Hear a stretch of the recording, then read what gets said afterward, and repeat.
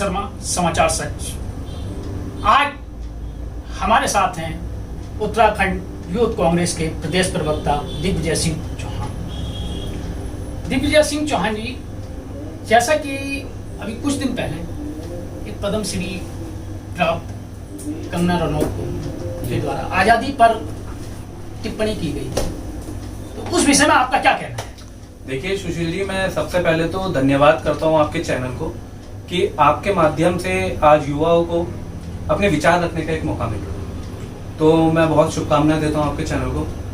और मैं आपको, जहां तक बात है कंगना रणावत की, तो मैं आपको बस यही कहना चाहता हूं कि देश का दुर्भाग्य है कि आज हमारे देश में ऐसे लोगों को रोल मॉडल बनाया जा रहा है जो मानसिक रूप से त्रस्त हैं, घमंडी सोच और गंवार प्रवृत्ति के लोग हैं। आप खुद सोचिए कि हम अपने युवा पीढ़ी को क्या सिखा रहे हैं कि कंगना रणावत जी कहती हैं 2014 में उन्हें आजादी मिली है हमारे देश को।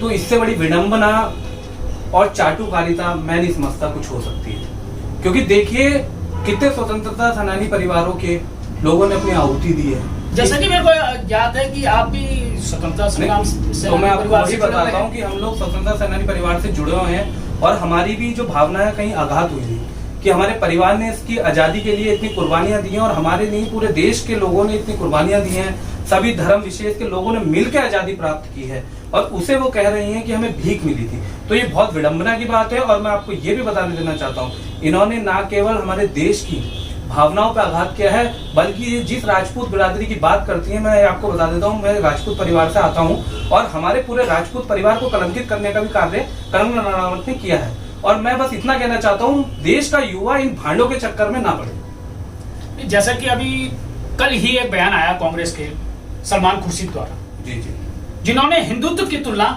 आतंकी गुटों से की। नहीं देखिए, उस विषय में भी आपका क्या कहना है? मैं वही कहना चाहता हूँ सुशील जी, आप उसे पहले समझिए। ये मैं आपको यही बताना चाह रहा हूँ कि हमारे देश में भ्रम की स्थिति किस प्रकार पहुंची हुई है कि मीडिया जो है वो सिर्फ और सिर्फ राजनीतिक प्रेशर में आके अपना वो खो चुकी है कि उन्हें वास्तविकता प्रदर्शित करनी चाहिए। वो एक भ्रम की स्थिति फैला रही है। मैंने भी वो जो आप नोट कह रहे हो वो लाइनें मैंने पढ़ी हैं, जिसमें साफ साफ ये लिखा है कि जो हमारा हिंदू धर्म हुआ करता था वो सनातन धर्मी और साधु संतों का प्रेम का एक प्रतीक हुआ करता था। तो उसमें खुर्शीद जी ने जो लिखा है वो यही लिखा है कि जो हमारा धर्म हुआ करता था, महान धर्म हुआ करता था हिंदुत्व की, जो हमारे साधु संतों और सनातन और हमारे प्रभुओं के नाम से जाना जाता था, अगर हम भी इस्लामिक में जो जिहादी होते हैं, जो सिर्फ कट्टर इस्लामिक पंथी से आतंकवादी बने होते हैं, अगर हम भी वो कट्टरता अपना लेंगे तो उनमें और हमें अंतर क्या रह जाएगा। उनका यह विषय था कि हम लोग जैसे सौम्य थे, जो हमें प्रेम भावना थी, हमारा धर्म यही सिखाता है कि सभी से प्रेम करें, हम उस पे ही चलने वाले लोग थे। पर आज की स्थिति आप देखिए, आज की स्थिति ऐसी हो गई है कि इतनी कट्टरता हो गई है कि भाई भाई को देखना नहीं चाहता। आज हिंदू मुस्लिम फैला हुआ है, जबकि आजादी में देखिए हिंदू और मुस्लिम दोनों ने मिलकर इस देश के लिए लड़ाई लड़ी है, इस देश के लिए कुर्बान हुए हैं, फांसी पे चढ़े हैं और सब में एक मात्र प्रेम था। और आज हमारे हल्द्वानी शहर में देखिए कैसे सब लोग भाई की तरह रहते हैं। तो ये जो वाक्य होते हैं और ये जो घुमा फिरा के बोला जाता है ना, ये देश की अखंडता और शहर के प्रेम के लिए बहुत घातक है। अभी आप सुन रहे थे उत्तराखंड यूथ कांग्रेस के प्रदेश प्रवक्ता दिग्विजय सिंह चौहान। धन्यवाद चौहान जी, बहुत बहुत कहना चाहूँगा सुशील जी, आपका भी बहुत बहुत धन्यवाद।